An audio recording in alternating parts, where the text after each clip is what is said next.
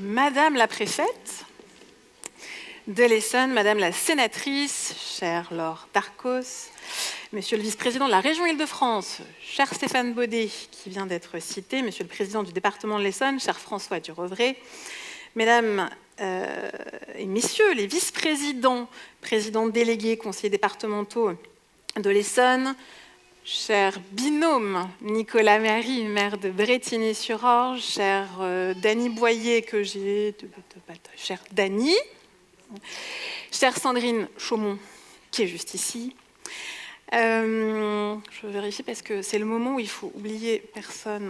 Donc, tout est bon. Voilà. Messieurs les représentants des corps constitués, même c'est messieurs, le commissaire Vaudine, qui représente notre commissariat d'agglomération, capitaine Manac, qui représente le colonel Langlois du 10e régiment du service militaire volontaire de Brétigny-sur-Orge, chers élus de Saint-Michel-sur-Orge, chers Saint-Michélois.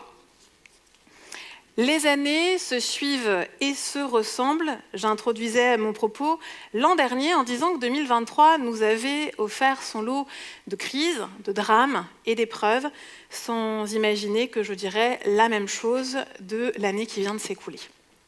Car l'année 2024 a aussi été marquée par des événements géopolitiques, climatiques et sociaux majeurs. Les affrontements en Ukraine se sont poursuivis, tandis que la situation au Proche-Orient s'est envenimée.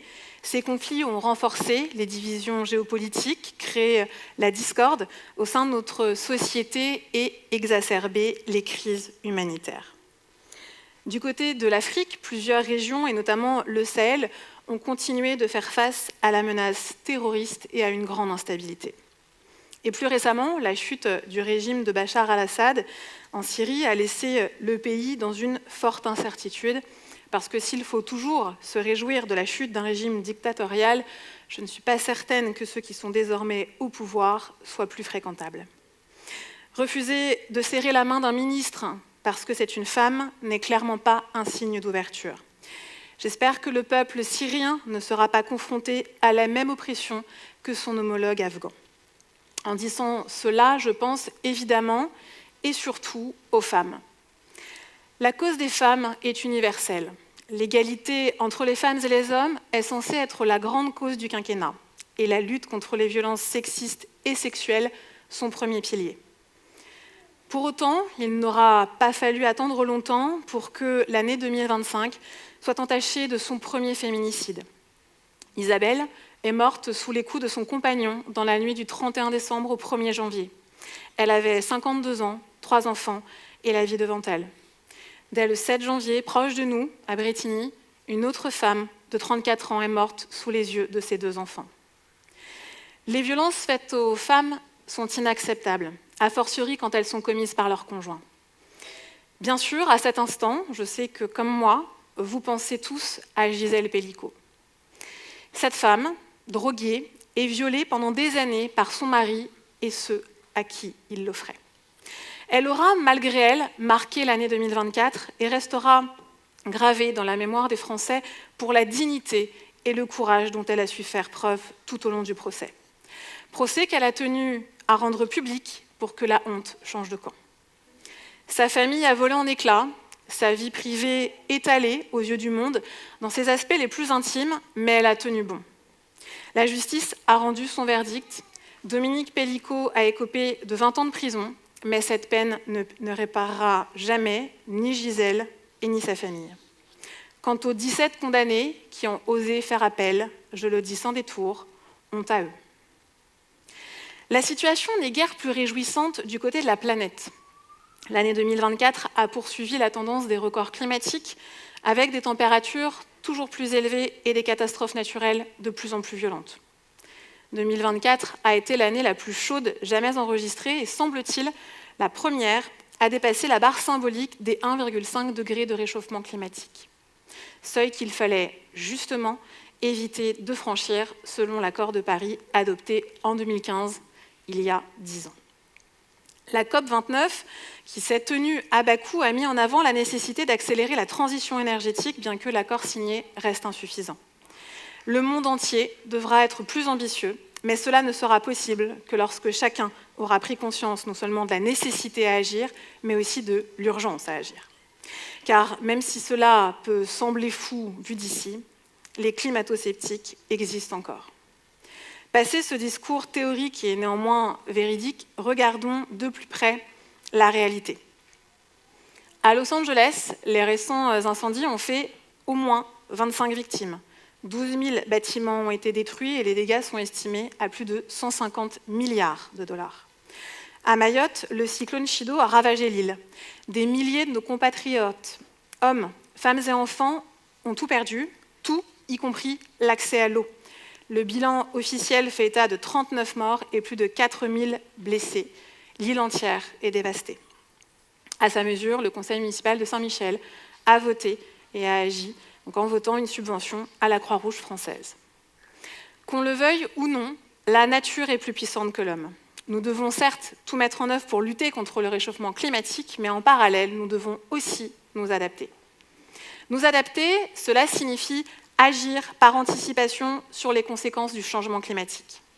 Surtout quand on sait que 3,6 milliards de personnes vivraient dans un environnement hautement vulnérable au changement climatique. 3,6 milliards de personnes, c'est à peu près la moitié des habitants de notre planète. Devant cet état de fait, deux solutions s'offrent à nous, renoncer ou agir. Il convient désormais de tracer ensemble les perspectives de l'avenir en espoir et en progrès. Si 2024 a renforcé l'idée d'un monde au bord du précipice, marqué par de multiples crises interconnectées, les Français ont de plus en plus conscience du fait que des conflits ou des décisions, même prises à l'autre bout du monde, peuvent avoir des conséquences directes sur leur quotidien. Nous l'avions tous déjà compris avec la crise sanitaire venue de Chine et l'inflation liée à la guerre en Ukraine, même si, on peut l'avouer, elle a eu bon dos. Une preuve supplémentaire est apportée par l'inquiétante augmentation des actes antisémites commis en France depuis le 7 octobre 2023. Je ne peux pas et je ne veux pas croire que la France, qui a subi l'horreur nazie dans sa chair, soit devenue antisémite. Pourtant, les chiffres du ministère de l'Intérieur sont bien là.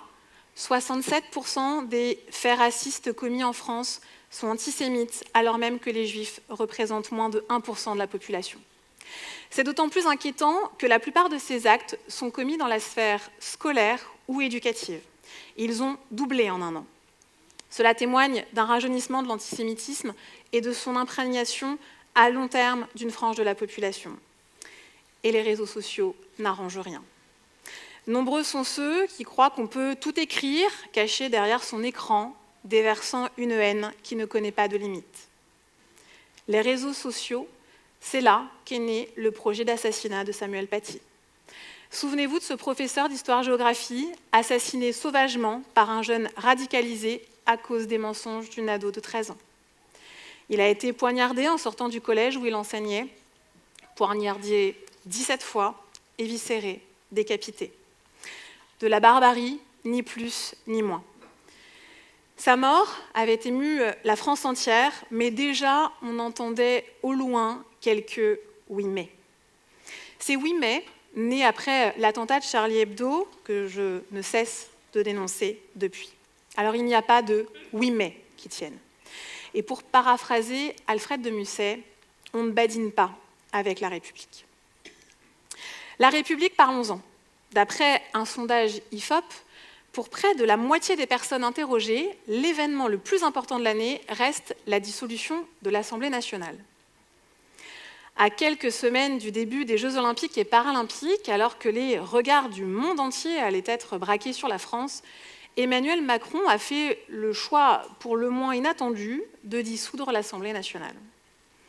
Certes, les résultats des élections européennes n'ont pas été à la hauteur des attentes du camp présidentiel, mais je dois bien avouer que pour moi, comme bon nombre de concitoyens, le choix de dissoudre reste incompréhensible parce qu'il a inévitablement conduit notre pays au chaos.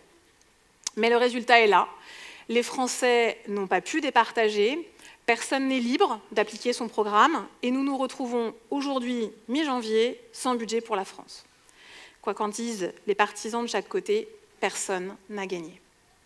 Le Rassemblement national est le premier parti politique qui a obtenu le plus de sièges, c'est mathématique. Le nouveau Front populaire est une coalition qui cumule 182 sièges. Mais il est l'alliance de différents partis qui n'ont en réalité pas grand-chose en commun et du mal à s'entendre. Personne ne peut se réjouir de ces résultats, sauf quelques-uns, lorsque les extrêmes de gauche comme de droite sont aux portes du pouvoir. Cela signifie que le pays va mal. Cela ne fait plus aucun doute au regard de la grande instabilité politique, des débats toujours plus virulents, des gouvernements qui se suivent et restent dans l'incapacité de faire avancer le pays. Une nouvelle motion de censure a été évitée de peu, avant-hier, mais jusqu'à quand? Chaque parti pose ses conditions, le Premier ministre fait le grand écart, alors que chacun devrait faire preuve d'humilité et se laisser guider par l'intérêt de la nation. Dans ce contexte, je comprends que 70% des Français n'aient plus confiance en leurs institutions et 68% pensent que la démocratie ne fonctionne pas bien dans notre pays. Ce sont des chiffres qui sont issus du baromètre 2024 du Cevipof. Churchill disait avec ironie que la démocratie est le pire des régimes à l'exception de tous les autres. Notre système n'est certes pas parfait, mais il a le mérite d'exister et de permettre à chacun de s'exprimer en votant. Et pourtant, malgré une forte participation, les dernières élections législatives n'ont pas réconcilié les Français avec la politique. Et la situation de blocage à l'Assemblée nationale ne fait que renforcer l'agacement des Français. Et c'est un triste spectacle, en effet. Car pendant ce temps-là, notre pays s'enlise et certains en profitent. Comme la présidente de la Commission européenne qui est allée signer les accords de libre-échange avec les pays du Mercosur contre l'avis de la France et aux grandes dames de nos agriculteurs. Le tableau que je viens de peindre pour l'année écoulée est assez noir, j'en conviens, et il n'y a pas d'antidépresseurs au buffet. Fort heureusement, d'autres événements plus festifs et joyeux sont venus marquer l'année 2024 de leur empreinte. La réouverture de Notre-Dame en fait partie. Ce chantier titanesque, qualifié de chantier du siècle, a permis de restaurer la cathédrale et avec elle tout un pan de l'histoire de France. Nous pouvons saluer le travail incroyable des 2000 artisans et compagnons qui ont œuvré. Le savoir-faire français existe encore. Je pense aussi évidemment aux Jeux olympiques et paralympiques de Paris. 60 millions de Français ont regardé les Jeux au moins une fois et 49 millions pour les Paralympiques. Ces Jeux ont montré ce que la France a de meilleur. Des spectacles grandioses, un peuple accueillant et uni derrière ses athlètes. L'espace d'un été, nous étions tous Français et fiers de l'être. Cette parenthèse enchantée m'a rappelé celle de juillet 1998 qui avait permis à la France de mettre une étoile, la première étoile, sur son maillot. Elle a fait du bien à tout le monde. Nous avons tous vibré à l'unisson. Qui n'a pas été impressionné par les victoires de Teddy Riner? Qui n'a pas été ému de voir 3 drapeaux français sur le podium de l'épreuve du BMX? Qui n'a pas encouragé Léon Marchand avec ferveur? Qui n'a pas découvert, émerveillé Aurélie Aubert et la boccia? Le sport, je le dis depuis longtemps, véhicule des valeurs saines. L'effort, le dépassement de soi, le respect, la discipline, le fair-play. Ce n'est pas pour rien que le sport est régulièrement utilisé pour tenter d'endiguer la violence. Bien sûr, on parle souvent de la responsabilité des parents lorsqu'il s'agit de jeunes et qu'un jeune sort des coups. C'est vrai qu'ils ont un rôle primordial à jouer, mais malgré toute la bonne volonté du monde, parfois, le cadre familial ne suffit pas. Parce que la pression du groupe est forte à l'adolescence, pas évident d'être un bon élève quand avoir une note peut faire de vous la risée de la résidence. Pour certains, c'est insurmontable, parce qu'ils n'ont jamais quitté leur quartier et jamais vu autre chose. Là encore, regardons la réalité en face. Tout le monde ne part pas avec les mêmes chances. C'est pour cette raison que j'ai souhaité faire de l'éducation l'une des priorités de mon mandat. C'est mon dada, ma marotte, et si on peut me reprocher de me répéter, sur ce sujet, je reste constante, car je n'en démords pas, l'éducation est la clé qui ouvre toutes les portes. Et je ne parle pas seulement du savoir lire, écrire, compter, je parle aussi d'ouverture d'esprit, de tolérance, de citoyenneté, de respect et de culture. Montrons-leur qu'une autre voie est possible et surtout qu'elle est bénéfique.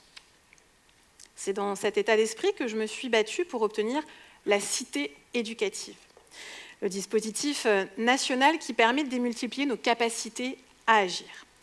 car cette cité éducative, nous la partageons avec Sainte-Geneviève-des-Bois et Fleury-Mérogis qui rencontrent les mêmes problématiques que nous, comme quoi il est possible de travailler ensemble, efficacement, sans faire du « en même temps ».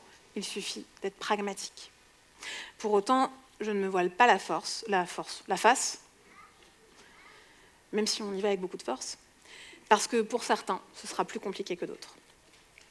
Depuis quelques mois, une nouvelle tendance consiste à inhaler du protoxyde d'azote. Vous savez, les petites capsules qui sont utilisées en pâtisserie pour faire de la chantilly, notamment, et qui jonchent le sol de la ville. Leur usage détourné apporte un effet euphorisant pendant quelques secondes, si éphémère que les consommateurs ont envie de recommencer immédiatement. Sauf qu'à forte dose, les conséquences peuvent être dramatiques et irréversibles pour le cerveau. Il s'agit d'un véritable fléau pour lequel on ne peut pas lutter, faute de législation adaptée. Dès le mois de juin, j'ai fait voter en conseil municipal une motion. Et pour donner plus de poids à cette initiative, cette motion a été adressée à tous les maires de l'Essonne. À ce jour, une vingtaine d'entre eux nous ont suivis, toutes tendances confondues. D'autres, ailleurs en France, ont également entamé des démarches parce que nous devons protéger nos enfants. C'est un véritable enjeu de santé publique. Je n'ignore rien non plus du trafic de drogue qui sévit notamment au Bois des Roches. Quand certains posent fièrement avec des dealers, la police municipale, elle, sillonne le quartier au quotidien, soutenue par la police nationale. Ensemble, ils procèdent à de nombreuses interpellations qui ne sont pas toujours, voire rarement, suivies d'effets. Pour autant, nous ne baissons pas les bras parce que les habitants ont le droit de vivre tranquillement. C'est en réinvestissant le quartier que nous changerons les choses. Cela prend du temps, il n'y a pas de solution miracle, sans quoi il n'y aurait plus de problème. C'est pourquoi nous misons beaucoup sur le programme Action Cœur de Ville. Début décembre, avec le sous-préfet de Palaiseau, Alexander Grimaud, nous avons donné le premier coup de pioche de la deuxième action mature de cette deuxième phase. La préfecture nous soutient beaucoup sur ce projet. Et Madame la préfète, sans vous, nous ne pourrions pas réaliser des travaux de cette envergure, alors merci. Merci également à la région qui nous épaule sur cette phase. Ce chantier va durer 1 an. Grâce aux travaux réalisés et à la rénovation du bâtiment Millau, la place Marcel Carné sera moins enclavée et plus conviviale. Pensée plutôt comme une véritable place de village, elle fera également un bond dans le temps. Le gris, béton, laissant la place au vert, puisque nous passerons de 400 à 1400 mètres carrés d'espace végétalisé. Le vert, c'est la couleur de notre époque, et on ne pense plus l'aménagement, et heureusement d'ailleurs, comme il y a 30 ans, ou même 10 ans. Et je tiens à remercier les bailleurs qui jouent le jeu et qui nous suivent dans notre projet d'amélioration du quartier en réhabilitant leur patrimoine depuis 6 ans. Pour autant, Action Cœur de Ville ne se limite pas à un seul quartier, c'est un véritable projet de ville qui va rayonner partout à Saint-Michel et bénéficiera à tous les habitants. Comment parler du Bois des Roches sans évoquer la fermeture de Casino ? Vous le savez, nos interlocuteurs nous avaient d'abord informé qu'il était inutile de nous inquiéter puisque le magasin serait repris par Intermarché, puis par Auchan. C'était d'ailleurs ce que j'avais annoncé ici, il y a tout juste 1 an. Finalement, Casino n'a trouvé aucun repreneur. Bien que le groupe communique beaucoup sur ses recherches, j'ai entrepris moi-même la tournée des popotes de la grande distribution parce que la confiance n'exclut pas la prudence. Avec mon équipe, nous avons frappé à de nombreuses portes, sollicité des rendez-vous et présenté inlassablement notre projet pour le quartier et pour la ville. Et je le dis d'ailleurs, puisque les appels avaient également été passés à l'époque par Bertrand Gaume, le prédécesseur de Madame la préfète, et par le président du conseil départemental. J'ai découvert, à cette occasion, le monde de la grande distribution, qui, je peux le témoigner, est impitoyable. Ceci étant, plusieurs enseignes se sont montrées intéressées, mais la complexité juridique autour de la galerie et l'appétit du groupe Casino en ont découragé plus d'un. Au début de l'été, c'est-à-dire avant la fermeture, un repreneur s'était finalement manifesté. Il avait rencontré Casino, travaillé sur un projet, parce que comme vous vous en doutez, il ne suffit pas d'une poignée de main et d'une signature en bas de page. On parle ici de plusieurs millions d'euros et d'un projet qui nécessite de faire des plans, d'évaluer le coût des travaux et de trouver un exploitant, entre autres. Au bout de quelques semaines, les choses avaient commencé à se préciser, mais elles n'étaient pas suffisamment abouties pour permettre le maintien de l'ouverture du magasin. Il a donc fermé ses portes, à mon grand regret, et je le sais, au vôtre aussi. Et j'ai une pensée particulière pour les salariés que j'ai rencontrés à plusieurs reprises, avec qui je continue d'être en contact, et je pense aussi à nos commerçants de la galerie. Parallèlement, une autre enseigne a fait son entrée, intéressée elle aussi par le magasin. Nous ne fermons aucune porte, nous échangeons plusieurs fois par semaine avec les uns et les autres et nous mettons la pression autant que nous le pouvons. Mais les murs, comme le fonds de commerce de l'hypermarché, sont des biens privés. Alors j'ai bien entendu la petite musique de ceux qui le disent, qui le crient même, qui veulent entendre que la mairie n'a qu'à tout racheter. Vous allez voir, j'ai des propositions. D'abord, la ville n'en a ni les moyens, ni la possibilité juridique. Et puis ensuite, pour en faire quoi? Est-ce qu'on a déjà vu une mairie exploiter un supermarché? Alors, dans ces cas-là, j'arrête tous les services municipaux et je mets tout le monde dans le magasin. Fini les cantines, le personnel passera aux caisses. Fini la propreté, l'entretien des bâtiments et des espaces verts, les agents passeront au remplissage des rayons. Fini aussi les mariages et les pièces d'identité, à la place, ce sera gestion des stocks et des commandes. Quant à moi, sans doute m'imagine-t-il à l'accueil, les parents du petit Michel l'attendent en caisse centrale. Alors vraiment, soyons sérieux, rien de tout cela n'est bien évidemment possible. J'ai peut-être une vocation qui va se créer, mais... Les discussions se poursuivent entre les différents interlocuteurs et nous espérons pouvoir annoncer une bonne nouvelle prochainement. Alors c'est vrai que tout arrive en même temps. La fermeture de Casino, celle du kebab, de la boulangerie et de la poste. Les deux premiers ont été fermés un temps sur décision préfectorale pour des problèmes d'hygiène et c'était justifié. Quant à la Poste, leurs locaux actuels appartiennent à Casino et ils sont, comme le reste de la galerie, dans un état déplorable, faute de volonté d'investir. Ils ont eu des rats, des infiltrations, de la moisissure et même un renard tombé du faux plafond. Comme quoi, à Saint-Michel, c'est la ville et la campagne. Consternant. Donc je comprends bien évidemment qu'ils ne souhaitent plus travailler dans ces conditions. Et donc, pour permettre aux Saint-Michellois de continuer de bénéficier des services de la Poste au cœur du quartier, nous avons mis à disposition de l'agence 2 bureaux au centre municipal de la Guette. Nous les avons également aidés à trouver d'autres locaux pour la suite qui vont nécessiter plusieurs mois de travaux. Donc, nous recherchons une solution de transition, mais en attendant, ils restent avec nous. Là encore, j'ai entendu la petite musique, c'est la faute du maire. Parce qu'on sent que les élections approchent. D'ailleurs, plus qu'une petite musique, ce sont des autocollants. Alors, je tiens à rappeler au serial Caller, qui placarde ces petites affiches diffamatoires sur les devantures, les abribus, les panneaux de signalisation et autres mobiliers urbains, que la diffamation et l'affichage sauvage sont tous les deux illégaux et sanctionnés par des amendes qui peuvent aller jusqu'à 45 000 € et 2 ans d'emprisonnement.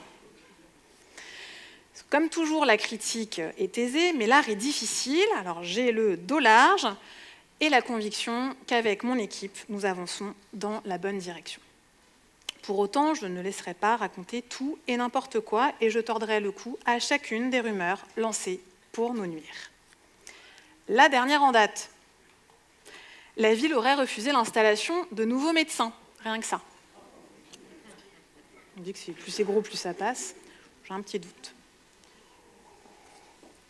Comme si je me réveillais chaque matin en me demandant ce que je pouvais bien faire pour embêter les Saint-Michellois. Alors, nous avons bien été approchés par des médecins qui souhaitent installer un centre de soins d'urgence dans la galerie commerciale. Ils ont identifié un local qui appartient à un bailleur, et ce dernier souhaitait simplement attendre d'y voir un peu plus clair sur l'avenir du supermarché avant de prendre sa décision. Mais bien entendu, nous soutenons leur démarche, qui aurait d'ailleurs d'autant plus de sens que le local serait à proximité de la pharmacie.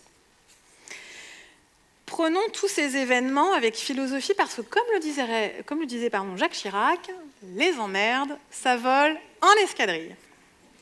Alors, nous avançons, certes pas aussi vite que nous le voudrions, mais nous avançons indéniablement dans le bon sens.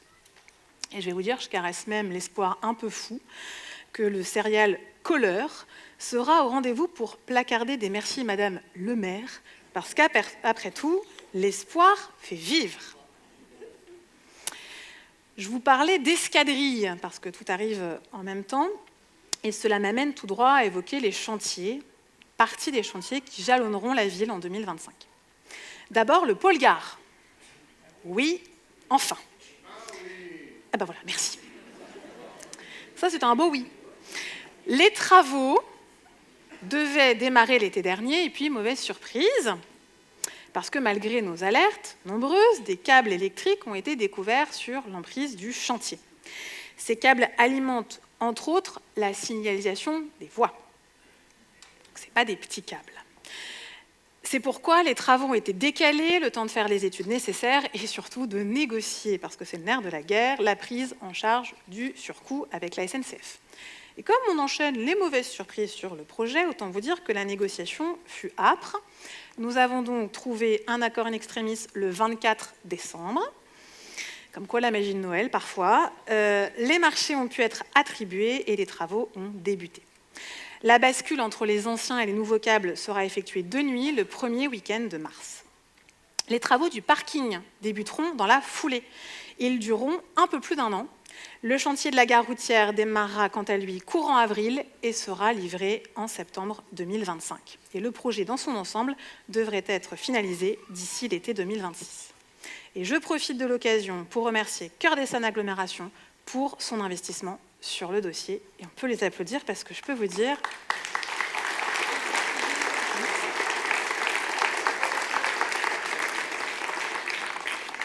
on n'est pas trop sur l'affaire. D'ailleurs, merci Stéphane Baudet aussi, parce que vous œuvrez également. Autre chantier attendu depuis fort longtemps, c'est celui de la géothermie. Alors, j'ai l'immense plaisir de vous annoncer que la centrale Engie, le chauffage central, le chauffage urbain de l'avenue Saint-Saëns sera raccordé au réseau de géothermie de la société publique locale qui s'appelle la SER avant la fin de l'été. Alors avec un résultat assez concret, c'est une énergie verte à hauteur de 67% et des prix inférieurs à ceux du gaz. C'est une double bonne nouvelle pour la planète et surtout pour notre pouvoir d'achat. Nous l'avions dit, nous le faisons. En page 19 précisément de notre programme figurait la construction d'une salle de gymnastique. La procédure, quoiqu'un peu longue, est désormais bien avancée et les premières esquisses viennent de nous être dévoilées. Nous travaillons donc étroitement avec les associations pour que le projet corresponde à leurs besoins. Par ailleurs, le chantier de l'école élémentaire Jules Verne suit son cours. Là encore, grâce au soutien des services déconcentrés de l'État, et je vous remercie à nouveau Madame la Préfète, et après quelques péripéties patrimoniales, le chantier a enfin pu démarrer. Un bâtiment modulaire a été installé. Dès les vacances de février, les élèves concernés pourront regagner le premier bâtiment qui a été rénové, laissant leur place dans le préfabriqué à ceux du second bâtiment, petit jeu de chaises musicales. Pour l'instant, le chantier avance au rythme attendu, ce qui nous permet de maintenir le calendrier prévu. Isolation thermique, remplacement des menuiseries, rénovation des façades, des sols, des murs, des plafonds. Au total, c'est un gain de 70% en consommation énergétique et je ne vous parle pas du confort gagné. Les élèves, les enseignants et les agents feront donc leur rentrée 2025 dans la nouvelle école. C'est une fierté pour mon équipe et pour moi de voir enfin aboutir ce dossier qui nous a tenus en haleine pendant plusieurs années. Je le dis parce que quelques parents représentants d'élèves avec qui nous en avions beaucoup parlé. Une fierté qui est aussi accentuée par le travail collaboratif que nous avons effectué avec la préfecture, les enseignants et les parents d'élèves. Souvenez-vous, Portés par la démarche de proximité que nous avions déjà initiée, nous avions placé l'année 2024 sous le signe de la démocratie locale. Des permanences du maire et des élus ont eu lieu tout au long de l'année, la réserve citoyenne s'est redynamisée et plusieurs réunions publiques ont été organisées. Je garde d'ailleurs en mémoire celle qui avait lieu ici, sur la fibre, avec l'ensemble des acteurs du secteur et près de 200 Saint-Michellois. Sur ce sujet, les choses s'améliorent petit à petit et nous veillons à suivre chacun des dossiers qui nous sont communiqués. Mais nous voulions aller encore plus loin. Donc avec mon équipe, nous sommes allés à la rencontre des jeunes, des associations, des entreprises, des seniors pour échanger librement. Cela a donné lieu à des propositions concrètes qui seront mises en place prochainement. Dans la même veine, le budget participatif a été relancé. Sur une idée d'Héloïse Torreani, nous avons ouvert un canipark.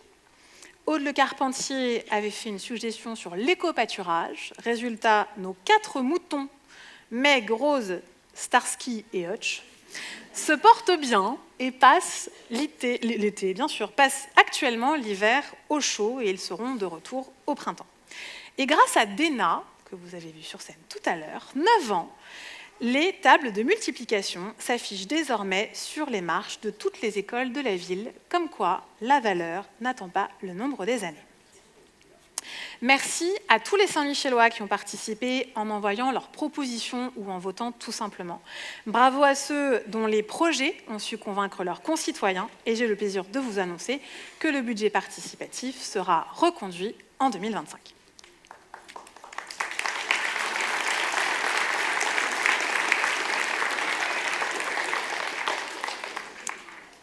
Nous avons également mis en place des rencontres en pied d'immeuble pour recréer du lien entre les bailleurs et les locataires, et ce fut d'ailleurs l'occasion d'échanger sur les rappels de charges locatives effectués bien trop tardivement.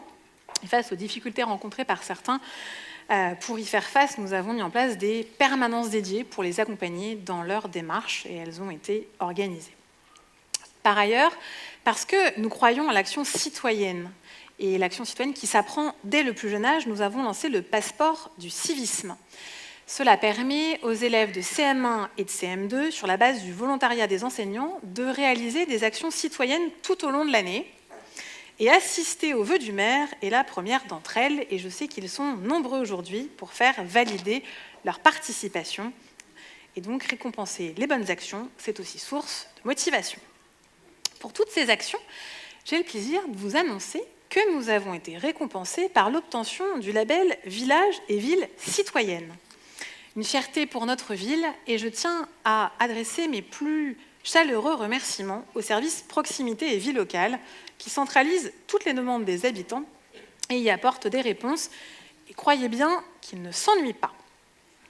Je me permets d'ajouter à ce propos que les agents du service public local font preuve d'une patience et d'une abnégation à toute épreuve, parce qu'ils sont quand même parfois malmenés. Alors un petit bonjour, voire comble de l'audace, un petit merci, ça ne coûte pas cher et pourtant ça change tout. Ce qui est valable pour les agents l'est aussi pour les élus qui représentent tout autant la collectivité. Eux aussi sont régulièrement pris à partie parce que nombreux pensent tout savoir. Alors les choses, elles sont en vérité souvent plus complexes qu'elles n'y paraissent, et je tiens donc à remercier le plus sincèrement du monde tous ceux qui donnent du temps, sans compter, et je crois qu'on peut les applaudir, agents et élus.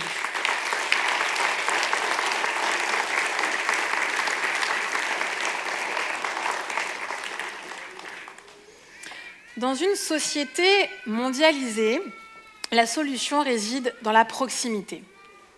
Et si la République, ce n'est pas que moi, la proximité, en revanche, c'est nous. Les Français ne s'y trompent pas, puisque même s'ils râlent, parce qu'on est quand même tous Français après tout, 60% d'entre eux déclarent avoir confiance en leur mère. Mais disons-le, la charge est lourde. Être mère AI, c'est comme être mère maman. C'est 24 heures sur 24.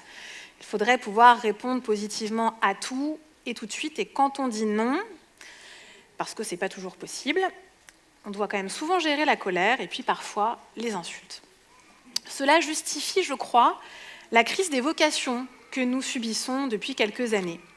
Depuis 2020, 2400 maires et 57 000 conseillers municipaux ont démissionné. Certains craignent aujourd'hui que nous manquions de candidats en 2026. Il faut dire qu'on attend tout du maire, tout et n'importe quoi. Le maire n'est pas responsable du temps qu'il fait, ni de la politique commerciale d'un grand groupe de grande distribution. Et pourtant, il intervient, j'interviens, avec les moyens qui sont les nôtres, qui sont les miens, pour améliorer en l'occurrence le quotidien des Saint-Michellois. Alors ce ne sont pas les idées qui nous manquent, mais plutôt les moyens, parce que les collectivités ont été, sont et seront encore durablement mises à contribution pour résorber le déficit abyssal de notre pays. Toutes les collectivités, bien sûr, et je pense notamment à notre département. Pourtant, les finances locales, nos finances locales, elles sont toujours à l'équilibre et les collectivités portent à elles seules 70% de l'investissement public. Quand l'activité va mal, ce sont elles qui permettent de maintenir l'emploi. Pourtant, malgré tout ça, ma motivation ne sera jamais entamée, ni celle de mon équipe et ni celle des agents de Saint-Michel-sur-Orge. Nous avions fait de 2024 l'année de la démocratie locale, qui va donc continuer, et je sais que vous brûlez tous d'envie de connaître le fil rouge 2025. Eh bien, sans surprise, ce sera le développement durable. Je le disais en préambule, l'urgence climatique n'est désormais plus une opinion, c'est une réalité. Cette réalité, nous en sommes emparés depuis longtemps. Elle s'impose de plus en plus à nous et nous en avons eu une petite illustration à Saint-Michel en octobre dernier. La vallée de l'Orge était sous l'eau. Il a fallu aller en barque jusqu'à la Canardière pour évacuer le gardien des lieux, ce site emblématique de notre ville qui n'est malheureusement plus en état d'accueillir les enfants.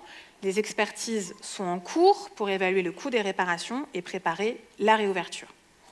Les tennis couverts ont également bu la tasse, sous 1,20 m d'eau, et quelques habitations ont subi des dégâts. Mais au regard de la situation de certaines autres communes aux alentours, je crois qu'on peut s'estimer chanceux. Je veux remercier ici tous ceux qui nous ont aidés. Quand nous avons compris, le premier week-end, que l'eau montait inexorablement autour du COSEC, malgré des prévisions plutôt floues, nous avons mobilisé toutes les bonnes volontés. Élus, agents, associations, réserves citoyennes, habitants. Et je peux vous dire que cela fait vraiment chaud au cœur de voir comment la solidarité à Saint-Michel-sur-Orge a pu s'opérer. Tous ces gens, mus par le seul intérêt général, ont passé leur journée de repos à porter des sacs de sable. Je voulais leur dire bravo et merci à eux, et je crois qu'on peut également les applaudir.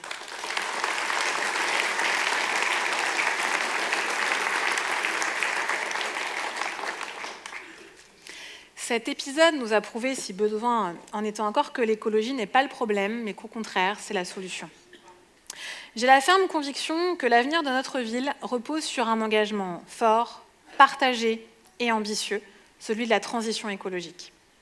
Nous l'avons compris depuis longtemps. Et depuis des années, nous n'avons pas à rougir de tout ce que nous avons fait. Isolation thermique, coro-oasis, récupération d'eau de pluie, végétalisation, renaturation, géothermie, lutte contre le gaspillage alimentaire, et la liste n'est bien évidemment pas exhaustive, mais il convient maintenant d'accélérer. C'est dans cet esprit que la ville lance aujourd'hui son plan vert. Il devra définir des ambitions concrètes et réalisables pour réduire durablement l'empreinte carbone de notre commune d'ici à 2050.